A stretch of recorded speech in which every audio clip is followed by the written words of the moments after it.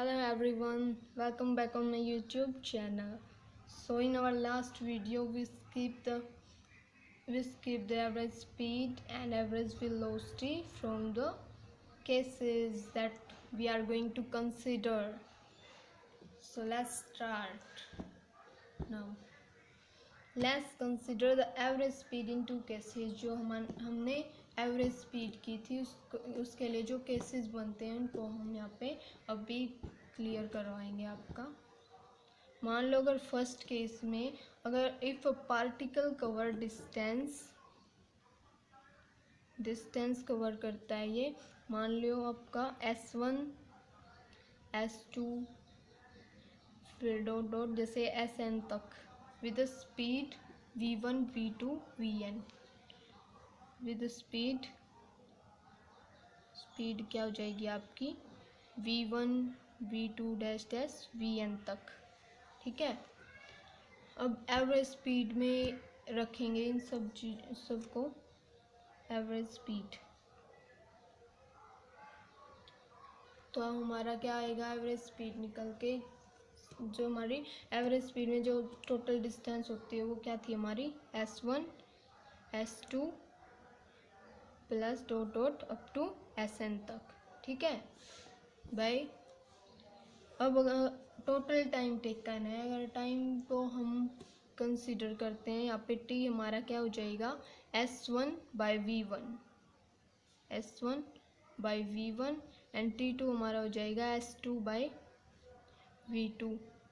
तो यहाँ पे क्या रखेंगे हम t की वैल्यूज़ को यहाँ पे रखेंगे, जैसे S1 by V1 plus S2 by V2 plus dash dash dash up to Sn by V1 n तक।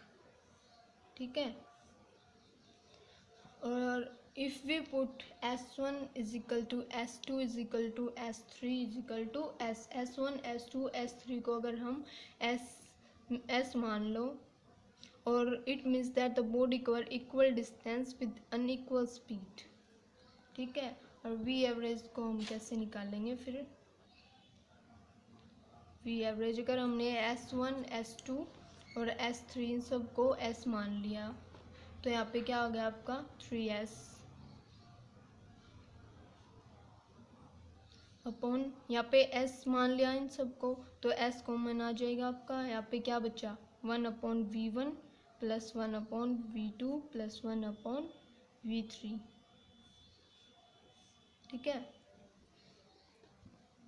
अब आपका आ जाएगा V1। अगर हम इस इक्वेशन को सोल्व करेंगे तो क्या हो जाएगा हमारा V1 V2 V3 अगर हम लेंगे तो ये हमारा ऊपर चला जाएगा, S से S कैंसिल आउट हो जाएगा, यहाँ पे S से ये S कैंसिल आउट हो जाएगा। और अगर इसको हम सोल्व करेंगे तो V1 V2 और V3 आपका ऊपर आ जाएगा। और अगर हम इनको एलसीएम में अगर लेंगे नीचे तो इनको सोल्व करते टाइम आ जाएगा अपना V1 V2 plus V2 V3 plus V3 V1। ठीक है, ये तो हो गया हमारा फर्स्ट केस। इसमें क्या होता है अपना, it means that the average speed is equal to harmonic means of individual speed for this particular case. यहाँ पे क्या दोबारा से देखो, एवरेज स्पीड क्या होती है अपनी total distance travel by total time taken. जो भी डिस्टेंस हमने ट्रेवल की है कितने टाइम टेकन में,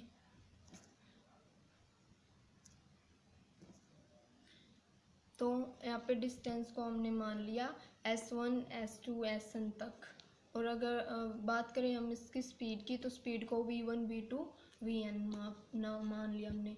और अगर हम इसको एवरेज स्पीड के फॉर्मूले में रखें तो क्या होगा हमारा एवरेज स्पीड, डिस्टेंस ट्रेवल थी टोटल डिस्टेंस ट्रेवल, तो डिस्टेंस को हमने किस चीज़ में मान लिया S1 S2 Sn। और नीचे आ गया हमारा टाइम टेकन, टाइम को हमने S1 बाई V1 T2 को S2 बाई V2। तो T1 T2 की फॉर्म को अगर हम फॉर्मूले में रखें यहाँ पे तो S1 upon V1 plus S2 upon V1 plus dash up to n तक हो जाएगा ये फॉर्म। और अगर फिर हम सोल्व करते, मान लो हमने S1 S2 Sn इन ये जितने भी S1 डिस्प्लेसमेंट है n तक, इसको हमने S मान लिया। तो हमारा आ जाएगा यहाँ पे 3s और s हमारा कॉमन बाहर आ जाएगा यहाँ पे 1/v1 v2 v3 और अगर हम इसको सोल्व आउट करेंगे तो क्या आएगा हमारा 3v1 v2 v3 upon v1 v2 plus v2 v3 plus v3 v1। ये हो गया हमारा फर्स्ट केस। अगर हम बात करें सेकंड केस की तो सेकंड में क्या हो जाएगा हमारा, अगर total distance covered by total time taken है तो यहाँ पे डिस्टेंस को हमने मान लिया s इज इक्वल टू हो जाएगा हमारा v1 v into T. s क्या होती है हमारी स्पीड। डिस्टेंस में अगर माने तो इसको अगर फॉर्मूले में रखेंगे तो क्या होगा, total distance covered v1 t1 plus v2 t2 plus v3 t3 upon यहाँ पे टाइम को सेम ले लेते हैं ऐसे ही। स्टार्टिंग फर्स्ट केस में हमने डिस्प्लेसमेंट को ऐसे ही लिया था, डिस्टेंस को मीन्स, और अगर सेकंड में हमने टी को सेम ले लिया, T plus T three plus dash dash up to N तक। ठीक है, अब सोल्व करते हैं एवरेज को। अगर हम t1 t2 t3 tn के लिए t का यूज करें सिर्फ तो क्या आ जाएगा, v एवरेज हमारा v एवरेज आ गया v1 plus v2 plus v3 up to vn और t हमारा यहाँ पे कॉमन आ जाएगा क्योंकि t1 t2 t3 को हमने t मान लिया है। ठीक है, सो नीचे आ जाएगा हमारा t, n तक था हमारा t, n की फॉर्म में था तो हमने इसको इकट्ठा करेंगे तो n इंटू टी आ जाएगा। v एवरेज क्या आ गई हमारी निकल के, अब इस t से हमारा t कैंसिल आउट हो जाएगा तो क्या निकल के आया, v1 plus v2 plus v3 plus dash dash dash up to vn upon n। तो ये हमारा सेकंड केस था, यहाँ पे क्लियर हो गया। फर्स्ट केस में हमने डिस्प्लेसमेंट को ऐसे ही रखा था, डिस्टेंस को s1 s2 sn को, और फिर उसको s मान के इस इक्वेशन को सोल्व आउट किया था। सेकंड केस में हमने टाइम को एज इट इज़ रखा और डिस्टेंस को s is equal to v into T की फॉर्म में सोल्व आउट किया। ठीक है, it means that average speed is equal to the mean of individual speed for this particular case. जो यहाँ पे इस हमने जो सेकंड केस था इसमें क्या था, जो एवरेज स्पीड थी हमारी वो इक्वल हो गई mean of individual speed for this particular case, क्योंकि v1 v2 v3 हमारी स्पीड थी यहाँ पे। ठीक है, तो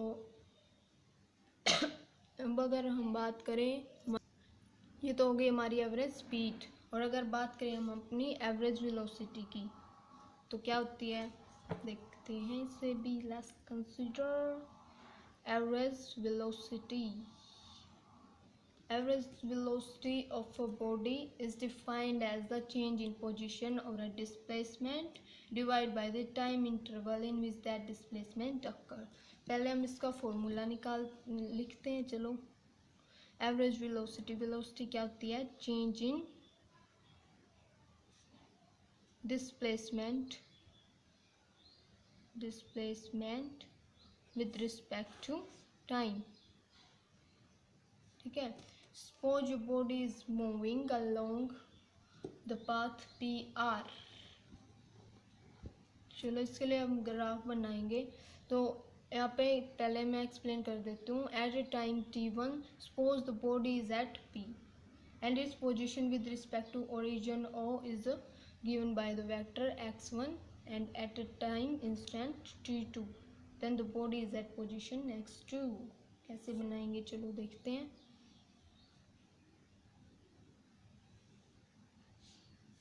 ये आपका ओरिजिन हो गया O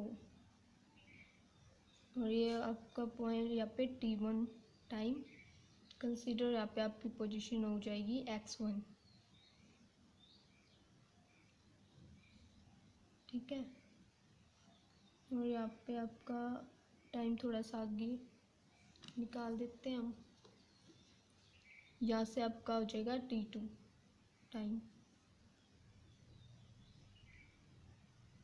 डिस्प्लेसमेंट में T1 T2 का क्या यहाँ पे मीनिंग हुआ आपका कि जो T1 जो टाइम है वहाँ से T2 तक कितना डिस्प्लेसमेंट में चेंज हुआ, इसको शो करने के लिए यहाँ पे T1 एंड T2 लिए गए हैं। ठीक है,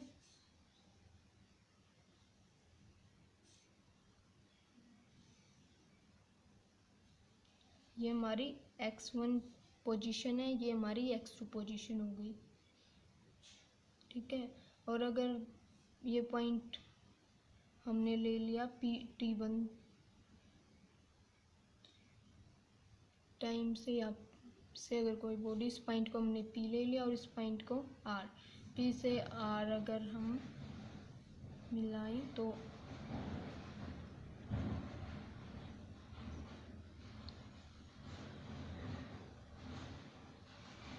70, इसको हम मान लेंगे del T change in a time, और ये change in a position from, ये पॉइंट को हम मान लेते हैं क्यू, R2 क्यू। ठीक है, ये आपका हो गया position time graph for displacement, position time graph for displacement. ठीक है, क्योंकि कोई भी बॉडी है, अगर मान लो T1 टाइम में पॉइंट P पर पहुंची और P से अगर उसकी पोजीशन चेंज हुई R पे, टाइम T2 टाइम पे X2 पोजीशन में पहुंची वो, तो यहाँ पे ये डेल T हो गया आपका change in time and del X change in position, कि किसी भी पोजीशन में टाइम के रिस्पेक्ट में कितना चेंज हुआ।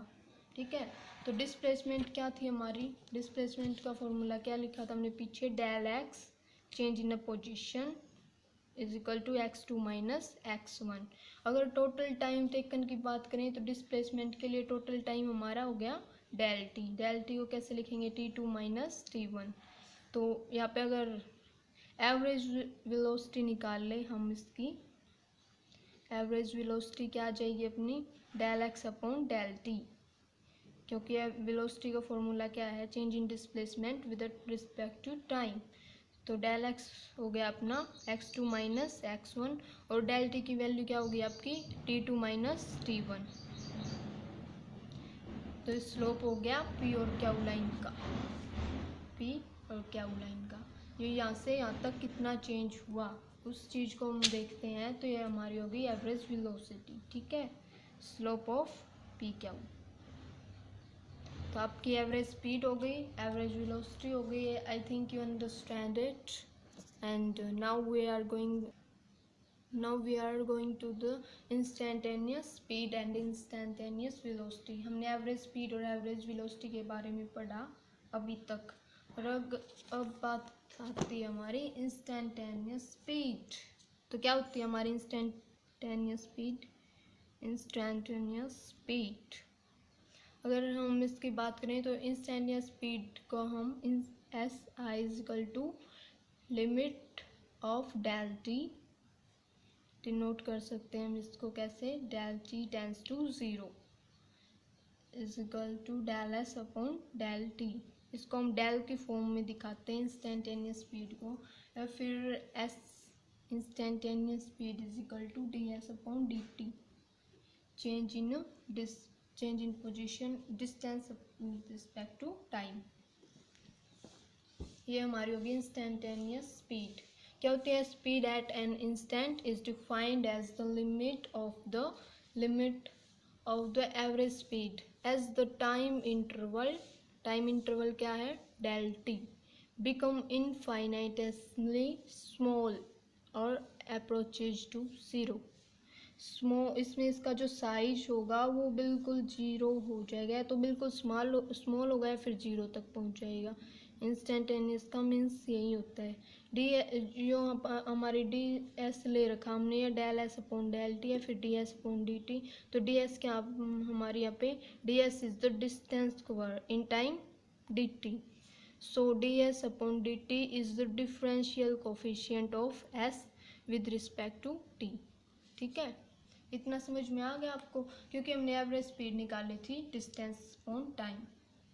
तो इंस्टेंटेनियस स्पीड आती है और D S into D T के फॉर्म में, क्योंकि ये सबसे या तो स्मॉल होती है या फिर बिल्कुल जीरो के अराउंड में होती है, बिल्कुल जीरो तक पहुंच जाती है, इसलिए हम उसको इंस्टेंटेनियस स्पीड को D S upon D T से रिप्रेजेंट करते हैं, ठीक है। और अगर बात करें इंस्टेंटेनियस वेलोसिटी की, तो वो क्या होती है आपकी, इसमें होती है आपकी limit del T tends to zero, means कि ये बिल्कुल छोटी से छोटी इकाई हो जाती है अब आपकी इंस्टेंटेनियस तक, जिसको del x upon del t, del x क्या होता हमारा वेलोसिटी में चेंज इन पोजीशन, और del T change in time, sorry change नहीं with respect to time taken, या फिर टाइम में कितना चेंज हुआ था, अगर पोजीशन में कोई चेंज हो रहा है तो टाइम में भी चेंज होगा साथ में।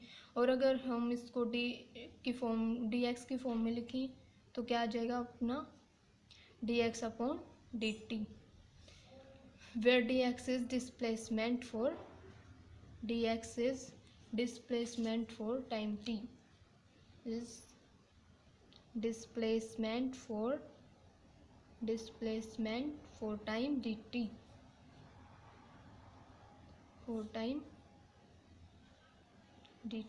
जो dx है वो डिस्प्लेसमेंट है टाइम dt के लिए, ठीक है। तो आपको इतना तो समझ में आ ही गया होगा, क्योंकि फॉर्मूला अगर किसी चीज़ का हम निकाल देते तो इजीली हो जाता है किसी भी कंसेप्ट को समझना।